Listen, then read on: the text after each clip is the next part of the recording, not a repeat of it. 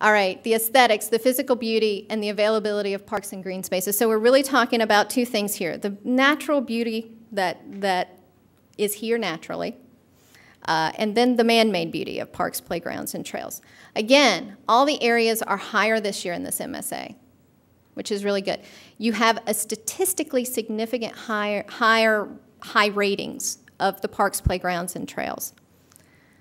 Again, I don't know, but something here is going on that people are really noticing. And again, let me remind you, I can't help but wonder if the economy has something to do with this, where people are staying put and they're rediscovering their own community. You have to remember, none of this data is about what is objectively going on here.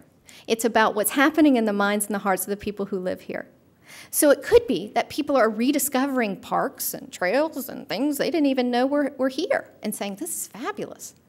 That could be all this is. And frankly, in some communities, the entire intervention plan is how can we just let people know what's going on here? How can we change perceptions? Maybe we don't need to build something or do something different. Maybe we just need to be messaging differently back out to our community. And that's a valid point.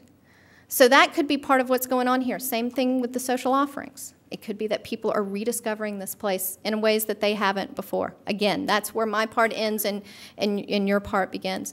But again, these numbers are really something, especially when you look at the comparison. Really something. You want to maintain this.